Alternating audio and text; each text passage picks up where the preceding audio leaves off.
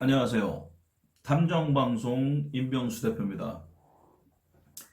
오늘은요, 미제 사건을 분석을 하는데 일본으로 가보겠습니다. 자, 공포영화를 좋아하는 사람들은 공포영화만 보지요. 자, 탐정방송에서 앞으로 이제 탐정 제도가 우리나라에 도입이 되고 정착이 되면 국가가 해결하지 못한 미제 사건을 해결하는 데 있어서 탐정이 많은 활약을 할 것이기 때문에 이 탐정 방송에서 미제 사건을 분석하는 일을 시작을 했지요.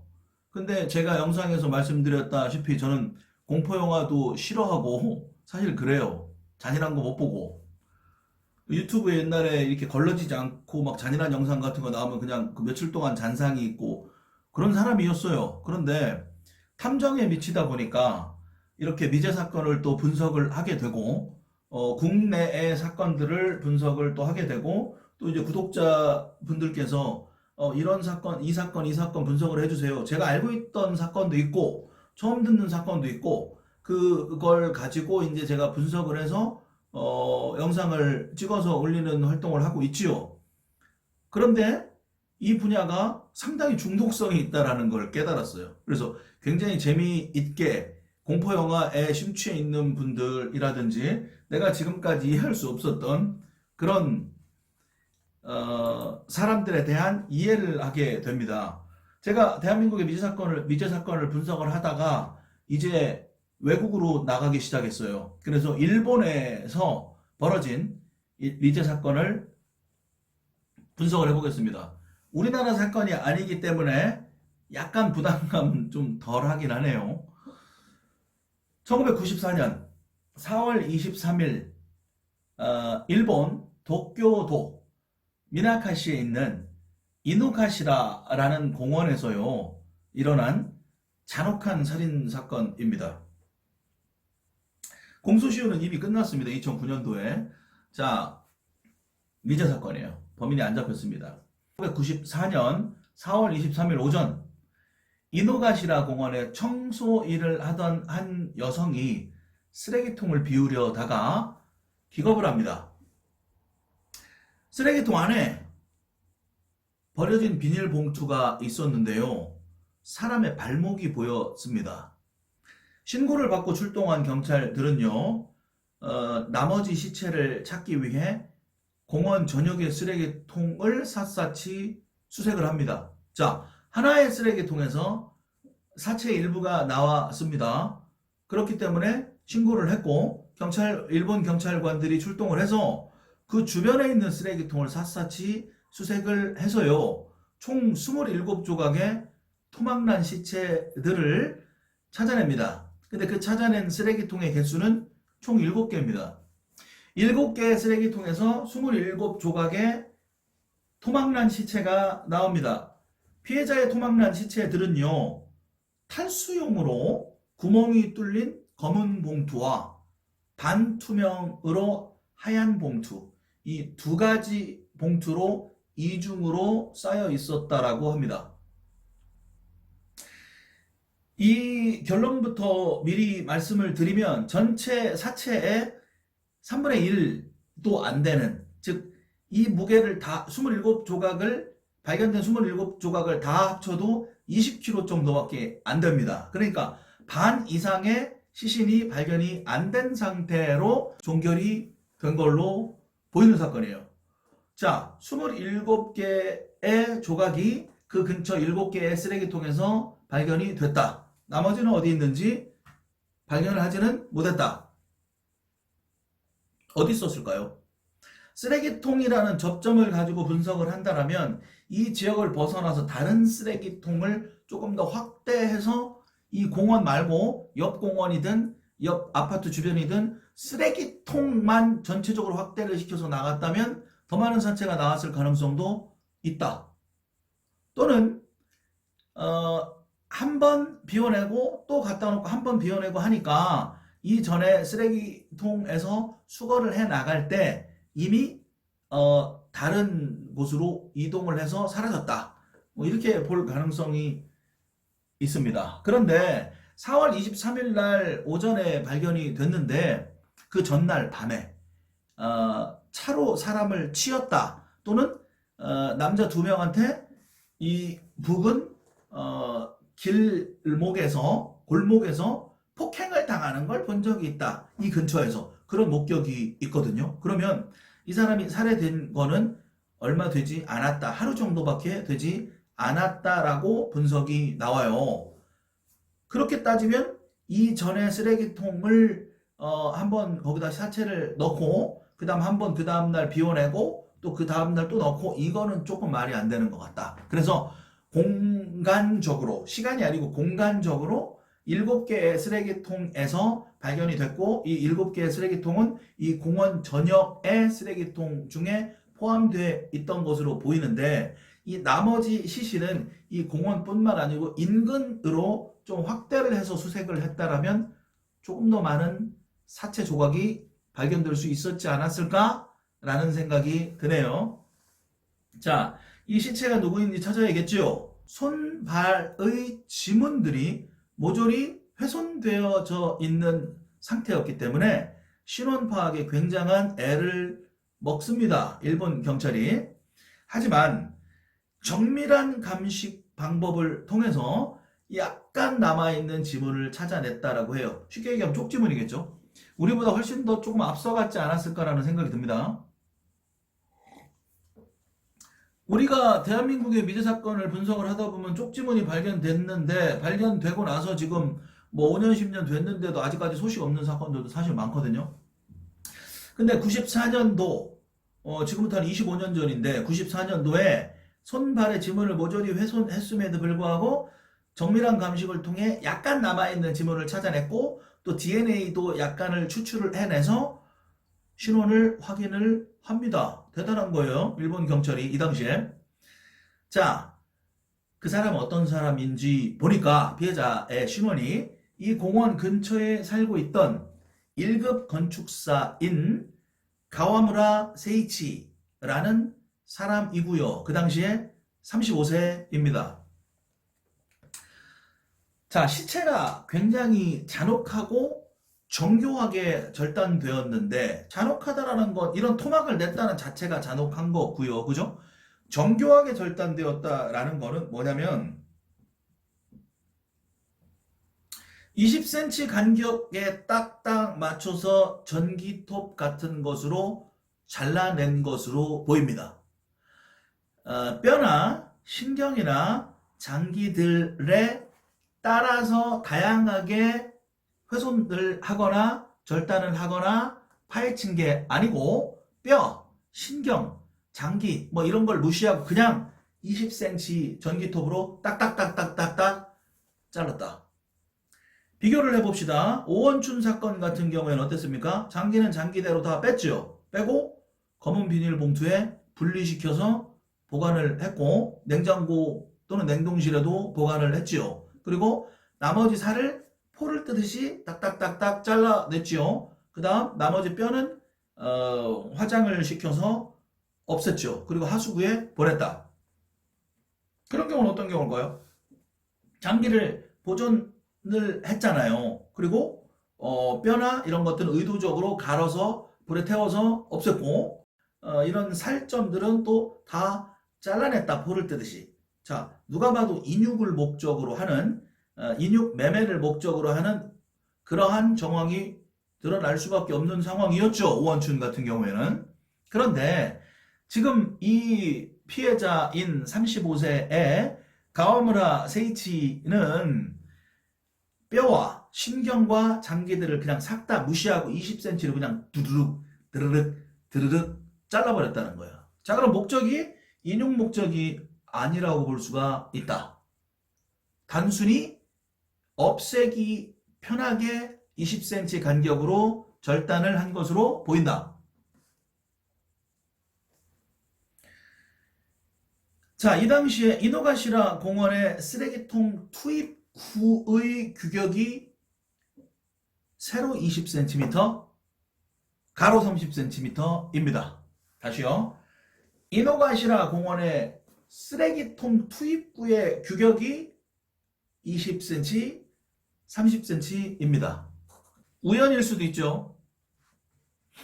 우연히 세로가 20cm, 가로가 30cm인 쓰레기통 투입구와 절단면에 상관없이 뭐 뼈, 신경, 장기에 상관없이 그냥 전동 톱으로 20cm씩 딱딱딱딱 잘라냈다라는 게 우연일 수도 있어요. 왜냐면 20cm, 30cm로 이루어진 쓰레기통 투입구의 규격에 맞추기 위해서 20cm로 절단된 거라는 해석이 있기는 있는데 제 생각에는 규격이 20cm, 30cm면 더 짧게 잘라야죠. 15cm 정도로 잘라야 되지 않을까요? 20cm로 간격으로 자르면 넣기가 빠듯했잖아요. 거기다가 이중 비닐봉투도 씌웠고 물이 빠질 수 있게 구멍이 뚫렸다 손 치더라도 약간의 어떤 물집들이 남아 있기 때문에 부피가 좀 더 커질 수도 있고 그렇기 때문에 굳이 여기에 나누려고 자른 거는 이 쓰레기통 투입구의 규격에 맞추려고 20cm를 자른 거라고 보기에는 조금 무리가 있다라는 생각이 드네요. 그리고 뼈나 신경이나 장기들을 무시하고 자른 거 말 그대로 그냥 사체를 처분하려고 토막을 낸 거는 맞습니다. 그죠? 자, 절단된 시체에는요, 혈액이 전혀 없어요. 그러니까 물과 피를 싹 다 쫙 빼버린 거죠. 일반 가정집에서 할 만한 절단은 아니라는 분석을 일본에서 합니다. 그런데 우리는 이런 경험이 있어요. 오원춘 사건에서. 일반 가정집 1층 새 들어있는 주택에서 피를 쫙 빼고 피나 물을 전부 다 하수구로 보냈지요. 그리고 거기서 살을 잘라내서 보관까지 했잖아요. 그러니까 지금 이렇게 분석하는 그 당시 일본 경찰의 판단은 꼭 들어맞는 건 아니지 않을까라는 생각이 드네요. 일반 가정집에서도 할 수 있는 짓입니다. 실제로 피를 쪽쪽쪽 빼내는 일들은 화장실에서 많이 하지요. 그런 사건들이 대한민국에서 꽤 많았습니다. 심지어는 손발톱을 다 잘라내고 손가락을 잘라내고 믹서기에 갈았던 그런 범인도 있었잖아요. 그죠? 자, 혈액이 전혀 없이 시체를 절단하려면 의학적인 지식이 필요하다라고 그 당시에 또 일본 경찰이 분석을 합니다. 일본 법의학자들도 분석을 하고 그리고 피를 씻어내기 위해서는 많은 물도 필요했을 것이다 라고 추정을 하고요. 자, 사체는 적어도 3가지 이상의 서로 다른 절단 방식을 보여준다라고 하네요. 자, 한 사람이 이렇게 90도로 잘랐었던 사체도 있지만 뭐 45도로 잘랐었던 방식도 나오고 뭐 그냥 대충 이렇게 지그재그로 잘랐던 방식도 있고 이런 절단 방식이 3개가 나왔다라는 거예요 지금. 그래서 한 명이 아니라 2명이나 3명 이상이 아닐까라고 추측을 한다라고 해요. 자, 혈액이 전혀 남아있지 않았다라는 이유만으로 가정집에서 할 거는 아니고 전문적인 뭐 곳에서 할 것이다 라는 판단이 있기는 하지만 그냥 가정집에서 했을 가능성도 있고 가정집에서 했을 수 있고 물을 뺄 수 있는 하수구 시설만 있는 곳이면 어디든지 할 수 있다라는 판단이 들어요. 그래서 가정집이냐 그게 아니냐 라는 건 별로 큰 의미는 없다라는 생각이 듭니다. 예를 들어서 이걸 전문적으로 한다면 뭐 사체를 훼손하고 피를 쪽쪽 빼가지고 시체를 절단하는 뭐 공장이라도 만들어야 된다라는 건데 뭐 공장까지는 아니더라도 뭐 가정집이 됐든 사무실이 됐든 2가지밖에 더 있습니까? 물을 좀 뺄 수 있는 하수구 시설이 있는 곳은 오히려 가정집이 훨씬 더 확률이 높지요. 그죠? 그러니까 어쨌든 간에 그러한 이건 가정집이 아니다라고 판단을 하고 가정집을 뺀 나머지를 뒤졌다라면 일본 경찰이 문제가 있었던 거다라고 생각이 듭니다. 자, 하수시설만 있는 곳은 다 된다. 그리고 절단면이 서로 다른 절단 방식을 보여준다라는 게 아까 말씀드린 것처럼 90도냐 45도냐 지그재그냐 뭐 그러한 절단 방식을 이야기하는 건지 아니면 절단 도구가 여러 가지가 쓰여서 절단 방식을 3가지가 다르다라고 한 건지 정확하게는 알 수가 없어요. 지금 이 내용만으로 볼 때. 하지만 지금 27조각을 냈고 뭐 전기톱으로 그냥 잘라냈고 나머지는 어디 갔는지 온데간데 없고 그 공원 안에 쓰레기통을 다 뒤져서 7개의 쓰레기통에 분산시켜서 그 사체의 3분의 1 정도 되는 걸 7개의 쓰레기통에 분산시켜서 넣었다. 한 사람이 왠지 하기에는 조금 버거웠을 거라는 거에는 동의를 합니다. 2명이나 3명 이상이지 않을까라는 생각이 들어요. 조금 더 구체적으로 봅시다. 공원을 샅샅이 뒤졌지만 피해자의 머리와 몸통의 대부분은 아직까지 발견을 못합니다. 머리와 몸의 대부분은 발견을 못해요. 발견된 부분은 팔, 다리, 가슴의 일부, 즉 전체 시체의 3분의 1 정도로 겨우 20kg 정도의 무게의 시체만 찾아냅니다. 자, 일부 시각에서는요, 이미 22일에, 그러니까 23일 오전에 시체가 발견이 됐지요. 그 전날 22일에 시체 토막들이 쓰레기통에 버려졌고, 제가 최초에 처음으로 이제 제기했던 이야기죠. 자, 22일, 즉 23일 전날에 시체 토막들이 한 번 더 먼저 버려졌다라는 거야. 버려졌고, 쓰레기차가 그것들을 가지고 가서 찾지 못한 게 아니냐라는 추정도 있기는 있었다.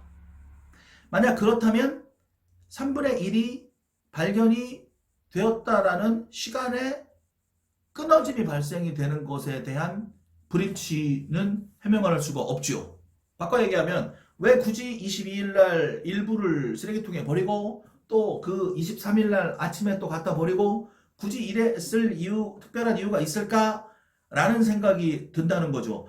그 공원 안에 7개의 쓰레기통 안에서 발견이 됐다라는 건 그날 한 번에 싹 갖다 버렸을 확률이 높지. 이걸 좀 굳이 나누어서 할 이유는 많지 않다. 라는 생각이고, 심지어는 이런 분석도 나옵니다. 그 당시에 일본에서.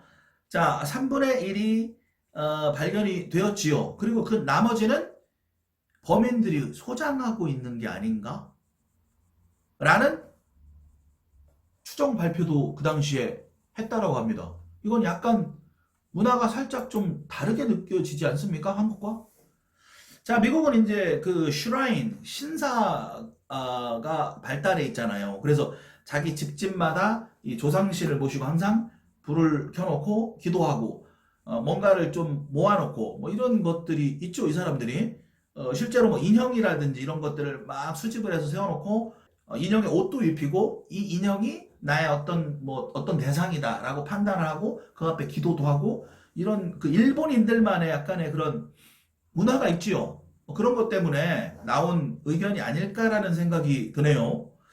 3분의 1은 쓰레기통에 갖다 버리고 나머지는 범인들이 소장을 하고 있는 게 아닐까라는 추측을 하기도 한다. 그런데 이 가능성은 제가 한국 사람이라서가 아니고 조금 떨어지는 것 같아요. 이 뒤에 나오는 내용을 보면 이 사람이 5인 살해된 것으로 보이는 정황이 나와요. 바꿔 얘기하면 이 사람이 원래 죽을 사람이 아닌데 이 사람하고 닮은 사람이 죽을 사람이었는데 이 사람과 그 타겟와 닮았다라는 이유만으로 살해당한 정황이 나오는데 그 살해를 실행한 사람은 일본이 아니고 모국의 첩보원들의 소행이다 라는 발표가 나옵니다. 첩보원들이 이런 사건을 꾸미고 나서 뭐 소장하겠습니까? 일본인이라면 가능하겠지만 자, 그 시신의 훼손이 굉장히 심했어요. 그래서 이 사망 추정 시각도 파악하기가 힘들었다고 합니다. 하지만 그 당시에 이제 부검에 참여한 일본 법의학자들은 오래된 사체는 아니다. 오래된 사체는 아니다. 제가 봐도 오래된 사체는 아닐 것 같아요. 왜? 썩지 않았잖아. 그 당시에 경찰 수사에 따르면 이제 목격자가 나옵니다. 23일 오전에 발견이 됐지요, 이 사람이. 자, 피해자가 마지막으로 목격된 것이 전날, 그러니까 23일 오전에 사체가 발견이 됐고 그 전날 4월 21일 밤 11시경에 지인과 신주쿠역에서 헤어질 때였다라고 합니다. 이 사망한 사람이 마지막으로 목격된 바에 의하면 21일 그 전전날 밤 11시 지인과 신주구역에서 그때까지 있었다라고 해요. 그러니까 시체가 발견될 때까지의 시간이 34시간 정도의 차이가 납니다. 하루하고 반 정도가 되는 거지요. 그런데 34시간 정도 차이밖에 안 되는데 그 안에 죽고 절단되고 했다라는 거잖아요. 34시간 안에. 자, 21일 밤 11시에 지인과 신주구역에서 헤어졌어. 그 다다음날 오전에 사체로 발견이 됐어요. 하루 반입니다. 하루 반 안에 죽고 시체가 훼손이 되고 봉투에 싸서 혈액을 쫙 빼고 그 안에 집어넣어놨다. 7개의 쓰레기통에. 그것도 20kg 정도 되는 3분의 1 정도만. 나머지 3분의 1은 없어졌다. 한 사람이 다 하기에는 부족하다는 의견이 당연히 나오죠. 이게 A라는 목격자이고요. 두 번째, 다른 목격자가 또 등장을 하는데요. 그 다른 목격자는 이렇게 얘기합니다. 22일 밤 12시, 22일 자정에 이 피해자와 닮은 외모의 남자가 사건 현장 근처인 이 당시 JR그룹 키티쇼 지역 근처의 백화점 셋길에서 두 남자한테 두드려 맞고 있는 장면을 봤다. 다시요. 두 번째 목격자는 이 시체가 발견된 게 23일 오전이잖아요. 그죠? 23일 오전인데 22일 자정에 맞는 걸 봤다라고 해요. 23일 오전에 사체가 발견이 됐는데 22일 자정이면 몇 시간 전이잖아요. 그죠? 몇 시간 전에 이렇게 비슷하게 생긴 사람이 남자 두 명한테 이 셋길에서 JR그룹 기치조 지역 근처의 백화점 셋길에서 맞는 걸 봤다. 이게 두 번째 목격자입니다. 그럼 이건 시간이 더 짧아져. 그죠? 밤 12시에 두드려 맞고 그 다음 오전에 사체가 절단되고 유기되고 피를 쪽 빼고 해야 되는 거니까 첫 번째 목격자보다는 훨씬 더 촉박한 시간에서 일을 벌여야 한다라는 가정이 되죠. 그 폭행당하는 사람이 이 피해자가 맞다면, 자, 이제 세 번째 목격자입니다. 세 번째 목격자는요, 23일 새벽 4시. 그러니까 사체가 발견된 날이 23일 오전이니까 그날 새벽 4시.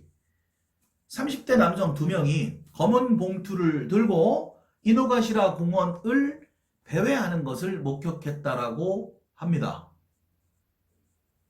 이거는 굉장히 설득력이 있죠. 그래서 이들이 유력한 범인으로 추정이 됩니다.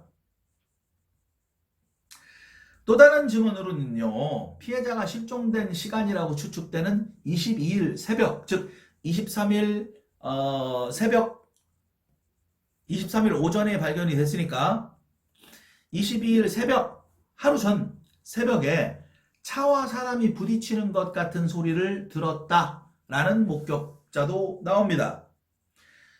그러니까 교통사고 혹시 뺑소니를 하고 이 뺑소니를 숨기기 위해 죽은 피해자를 토막낸 게 아니냐라는 추측도 있습니다. 굉장히 자세하게 조사를 한 것으로는 보입니다. 일본 경찰이요. 이 피해자가 마지막으로 지인과 헤어진 건 21일 밤 11시 경이다. 시체로 발견되기 전날 밤 늦게 헤어졌다. 22일 자정, 그러니까 23일 아침에 발견이 됐으니까 몇 시간 전이죠.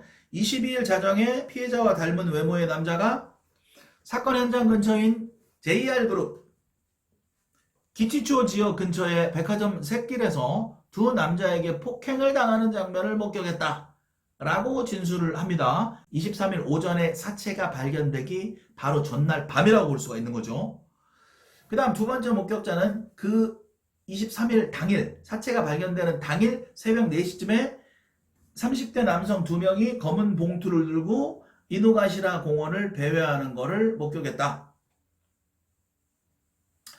세 번째, 피해자가 실종된 시간으로 추측되는 22일 새벽, 그러니까 21일 밤에 마지막으로 헤어졌잖아, 신주구역에서. 그리고 나서 그 다음날 새벽이지. 22일 새벽에 차와 사람이 부딪히는 것 같은 소리를 들었다. 이런 내용입니다. 여러분 한번 생각해 보시죠. 사건 당시 워낙 잔혹하고 충격적인 사건이라 일본 언론들의 집중적인 관심을 받았으나 사건이 일어나고요. 바로 3일 후에 4월 26일에 언론의 집중을 받아야 경찰도 더 신경을 쓸 수밖에 없겠죠. 수사하는데 무언의 압력이 있을 수 있으니까. 자, 3일 후에 안타깝게도 4월 26일 3일 후인 4월 26일에 나고야 공항에서요. 중화항공 140편 중국 항공기가 추락하는 사고가 일어납니다. 모든 언론의 시선이 그쪽으로 옮겨가요. 3일 후에. 자, 토막난 시신이 발견된 사건이 일어나서 굉장히 충격에 빠졌는데 3일 후에 중국 항공기, 중화항공기가 일본 나고야 공항에서 추락을 해버리니까 거기는 더 많은 사상자가 발생이 됐겠지요. 그러니까 언론의 시선이 그쪽으로 넘어가니까 상대적으로 관심 밖으로 멀어졌다. 그리고 11개월이 지납니다. 11개월이 지나는데 여러분 혹시 지하철 테러 사건 혹시 기억하십니까? 오음진리교라는 이상한 사이비 교단인데 오음진리교의 도쿄 지하철 독가스 살포 사건이 벌어져요. 이 사건 이후 11개월 이후에. 그러면서 일본 경시청에 설치됐던 수사본부가 해체되고 수사는 관할 경찰서인 미타카 경찰서로 이첩이 되고 어떤 별다른 성과 없이 유야무야 되다가 2009년 4월 24일 공소시효가 만료가 됩니다. 피해자가 종교단체에 다녔다는 보도도 있지만 그렇지 않다는 보도도 만만치 않게 나왔다. 자, 이제 여기서부터요. 조금 더 깊이 들어가면 이 사람은 1급 건축사인 이 피해자는 사실 성실한 사람이고 원한을 살거나 그런 사람은 아니었다라고 해요. 그런데 이제 지금부터 제기되는 내용이 상당히 흥미롭습니다. 2015년 한참 지나서지요. 2009년에 공소시효가 만료됐는데 한 6년이 지나서 왜 세월이 좀 지나면은 그때 못했던 얘기들도 나오고 그때 미처 밝혀지지 않았던 사실들도 나오기 시작하죠. 그거를 자유롭게 또 떠들어대서 오픈하는 곳이 언론이라는 곳이잖아요. 근데 이 당시에 일본의 데일리 뉴스 온라인이라는 데서 2015년 얼마 안 됐습니다. 2015년 일본의 데일리 뉴스 온라인에서 이 사건을 수년간 취재를 했다라고 하고요. 이 사건에 대해 심도 있게 다룹니다. 우리의 그것이 알고 싶다는 어떤 탐사 프로처럼 일본의 데일리 뉴스 온라인에서 2015년에 이 사건을 몇 년 동안 파헤쳐 보니까 파헤쳐 본 결과를 알려야겠다라고 해서 알립니다. 근데 놀라운 사실이 밝혀집니다. 사건의 배후에 아까 제가 최초에 잠깐 말씀드렸죠. 오인살인이라는 말씀을 드렸어요. 자, 모국에 어떤 나라인지 모르는 거야. 일본과 가까운 나라겠죠. 지리적으로든 어떤 경제적이든 정치적이든 어떤 이유든 간에 아니면 일본에 어떤 사람들이 살고 있고 왕래를 할 수 있는 관련성 있는 나라일 확률이 높죠. 모국에 첩보기관이 배후에 있다라는 문제를 제기합니다. 일본의 데일리 뉴스 온라인에서. 피해자 가와무라 세이치 씨는 엉뚱하게 살해당했다. 원래 타케트는요. 노점상을 하고 있었던 A씨였다라고 합니다. 이 타케트라는 건 뭐냐면 모국의 첩보기관이 이 사람을 살해해야겠다라고 찍어놨던 타케트입니다. 여러분 혹시 김정은의 이복형인 김정남 살해사건 혹시 기억하십니까? 김정남이 어떤 여자들이 갑자기 접근해서 얼굴에다 독가스를 딱 묻히고 도망갔죠. 그러고 나서 조금 있다가 사망했습니다. 그 사망한 곳이 어디였습니까? 말레이시아였어요. 들어보시죠. 자, 원래 타케트는 노점상을 하고 있던 A씨였다라고 합니다. 자, 첩보기관이 등장하고 노점상이 등장합니다. 이 사람이 실제로 노점상의 목적을 가지고 하는 사람이 아닐 가능성이 높죠. 제가 오늘도 모 협회에서 탐정 실무 과정을 가르치면서 말씀을 드렸는데 제가 이제 모 보험회사 보험 코드도 가지고 있어요. 실제로 보험 판매 자격증도 가지고 있고 어떤 현장에 접근할 때 보험회사 직원으로 또는 보험 설계사로 가장을 해서 현장을 들어갈 때가 꽤 많습니다. 양복을 차려입고 실제로 보험을 판매하는 사람처럼. 내가 만약에 실제로 보험 판매 자격증이 없이 보험회사 직원을 가장을 해서 어떤 현장에 접근을 한다면 나중에 그 신분이 아니었을 때는 문제가 될 수 있죠. 그러니까 저는 실제로 그걸 가지고 있어요. 그리고 현장에서 그런 활동을 합니다. 이 노점상이라는 사람도 모국의 첩보기관이 노점상 A씨를 살해하려는 계획을 잡았다라는 건 이 사람은 원래는 노점상이 아닐 확률이 높은 거지. 신분 세탁을 하고 있고 이 모국의 첩보기관에 대응하는 어떤 편에서의 첩보활동을 하는 사람일 수 있다. 물론 이 모국에서 소속돼 있다가 갑자기 배신을 때리고 그냥 성실하게 내가 노점상을 하면서 먹고 살아야겠다라고 해서 실제 노점상일 가능성도 있지만 말입니다. 두 가지. 자, 사건의 피해자와 얼굴이 매우 닮았습니다. 피해자가 가와무라 세이치, 살해당한 가와무라 세이치가 이 모국의 첩보기관이 노리고 있던 타케트 노점상 A씨와 얼굴이 매우 닮았습니다. 그리고 나이도 비슷했다라고 합니다. 이게 어떻게 밝혀졌냐? 언론에 나오기 시작한 거야. 이 살해당한 사람의 얼굴이 나오기 시작하면서 살해를 당할 뻔했던 본래 타켓이었던 노점상 A씨가 그 사진을 보는 순간 그 사람은 알았겠죠. 자기랑 닮은 사람이 피해를 당했어. 그리고 그 근처에서 지리적으로 가까운, 그리고 자기가 뭔가 위협을 당하고 있던 상황이었다면 더 확실하게 이야기를 생각을 할 수가 있겠죠. 자, 피해자는 일종의 오인 살해를 당했던 것이고요. A가 살인의 표적이 된 이유는 이 모국의 첩보기관의 활동을 방해했다는 이유라는 것까지 이 일본의 데일리 뉴스 온라인에서 주장합니다. 왜 살해 위협을 받았냐면 모국의 첩보기관의 활동을 방해했다라는 거야. 왜 방해했을까?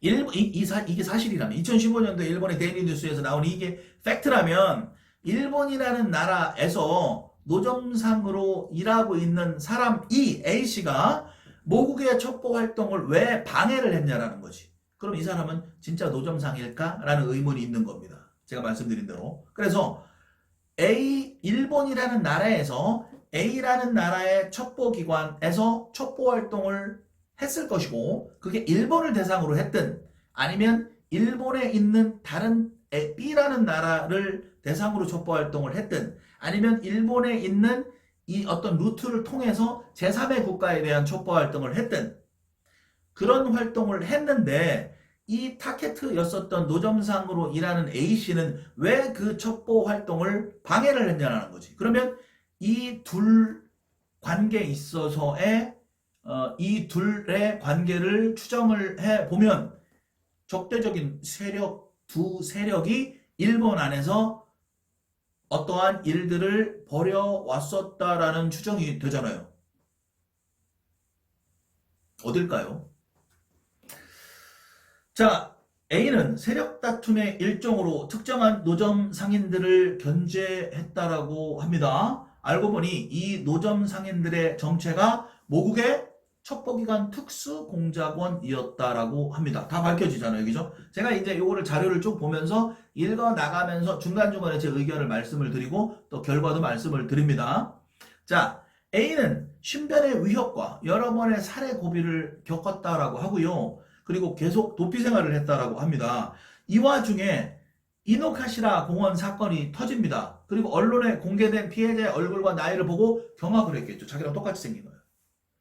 내가 죽었어야 되는데 나 대신 저 사람이 죽었구나라는 걸 알면서 굉장히 놀랐겠죠. 그래서 피해자가 자기 대신 오인 살해를 당했다는 걸 직감을 하고 이노카시라 사건이 터진 뒤에도 A는 계속 생명의 위협을 느꼈겠죠. 당연히. 결국 몇 년 후에 가족이 납치돼서 살인을 당합니다. 자, 보세요. A라는 사람이 뭔가를 잘못했습니다. 잘못했는데 그 가족을 납치해버리고 그 가족을 살해해버린다. 이거 어디에서 많이 쓰는 방식 아닙니까? 어느 나라일까요? 용의자는 해외로 튑니다. 해외로 도망가요.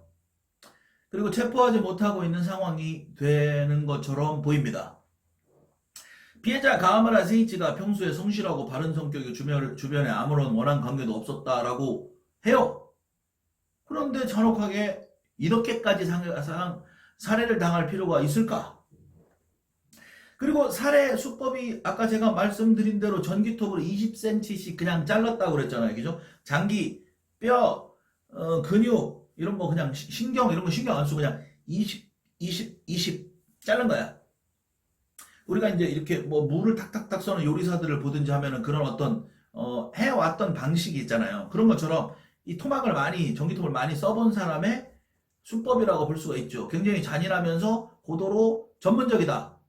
그리고 한 사람이 아니라 2명 이상 여러 명의 소행으로 당연히 보이겠죠. 이 내용에 당연히 이러한 전반적인 내용들이 지금 합치되는 상황이 됩니다. 자, 이 내용이 이노카시라 사건의 수많은 가설과 추측 중에 가장 가능성이 높습니다. 그럼에도 불구하고 이노카시라 공원 사건의 진실은 아직도 일본에서 미제 사건입니다. 자, 이 이노카시라 사건을 모태로 해서 그 이후에 유사한 어떤 만들어낸 어떤 창작된 소설이 나온다든지 그런 이야기들이 나오기도 합니다. 일본이 이런 문화들이 굉장히 강하잖아요. 그죠? 모로시 다이치로의 시오리와 시미코 시리즈라는 그러한 소설이 있는데 그 제1화에 잘린 목 사건이 나오는데요. 이 사건을 제재로 하고 있다라고 해요.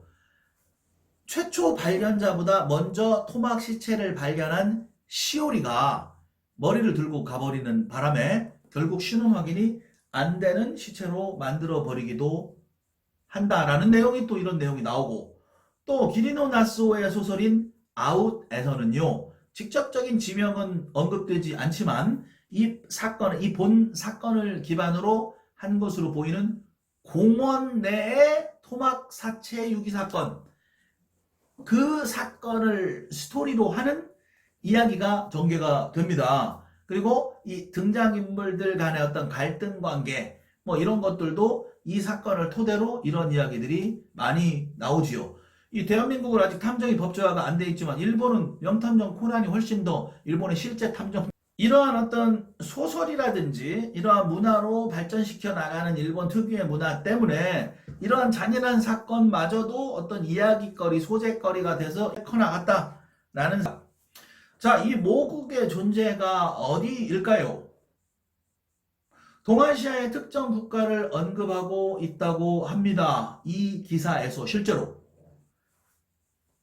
실행범들이 징병의 문제에 얽혀 있었다라는 이야기도 나온다고 합니다. 징병이 뭐죠? 용병은 돈 받고 원하면 가고 뭐 싫으면 안 가는 게 용병제고 징병은 뭡니까? 다 가야 돼요. 우리나라가 징병제입니까? 맞지요? 북한은 어떻습니까? 훨씬 더 강력한 징병제이지요. 한국과 북한이 징병제를 취하고 있습니다. 퍼즐이 좀 나오시죠? 자, 여기에 추가적으로 징병제를 운영하는 국가가 타이페이입니다. 대만, 남한, 북한, 대만 이 세 개의 국가에서 징병제를 운영을 하고 있습니다. 하지만 이 기사에서 특정을 하면서 어느 나라이다. 정확히 어떤 나라를 특정하는지는 이 기사의 내용만으로는 살짝 비켜간다고 합니다. 여러분이 생각하는 우리와도 연관이 되는 그런 나라가 아닐까라는 생각이 드네요. 어느 나라 사람으로 보이십니까? 자, 이 피해자의 사진을 보시면 이 사람으로 오인을 하고 실제 죽여야 될 사람을 이 사람으로 오인해서 이 사람을 죽였거든. 자, 이 사람 얼굴이 어느 나라 사람하고 좀 비슷해 보이십니까? 사진을 보면은요, 저도 이렇게 사진을 자세하게 뚫어져라 봤습니다. 이 피해자의 사진을. 자, 피해자의 사진을 보니까 눈꼬리가 살짝 처지고 눈썹이 좀 짙은 거는 일본인의 특징으로 보이기는 하는데요. 얼굴이 살짝 각이져 있습니다. 그리고 볼에 좀 살이 있지요. 완벽한 일본인의 얼굴로 보기보다는 약간 대륙 쪽의 얼굴이 좀 느껴지십니까? 스파이는요, 탐정은요, 자, 탐정을 스파이라고 합니다. 그리고 세작이라고 합니다. 그리고 간첩이라고 합니다. 그리고 밀정이라는 말을 쓰고요. 지금과 같이 첩보원이라는 말을 씁니다. 이 첩보원이 탐정입니다. 우리가 하고 있는 방송이 탐정 방송이고요. 자, 탐정의 업무 영역은 상당히 많습니다.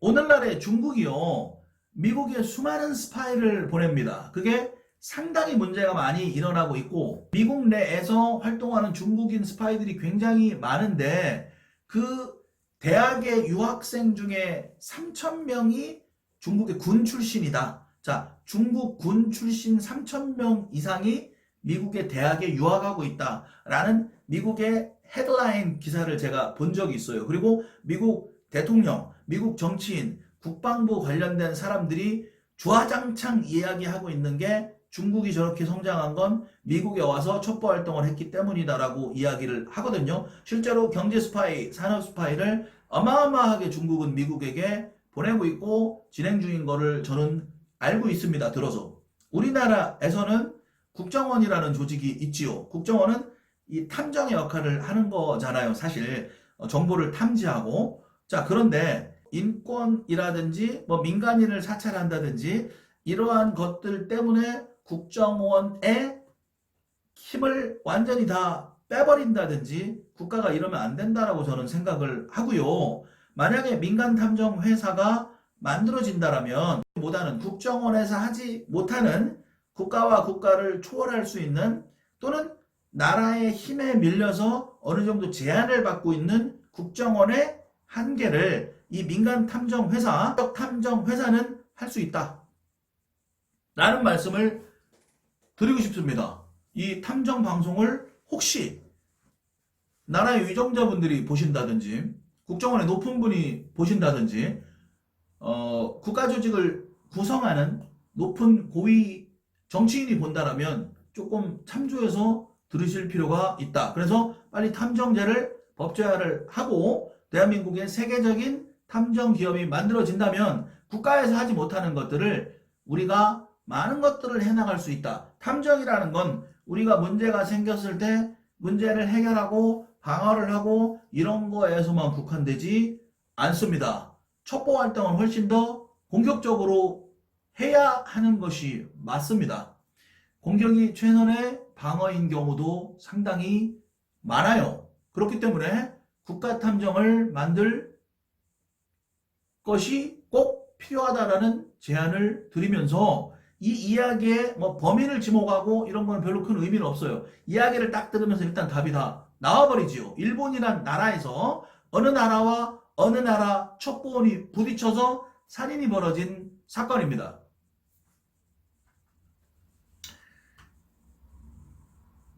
탐정방송 임병수 대표였습니다. 감사합니다.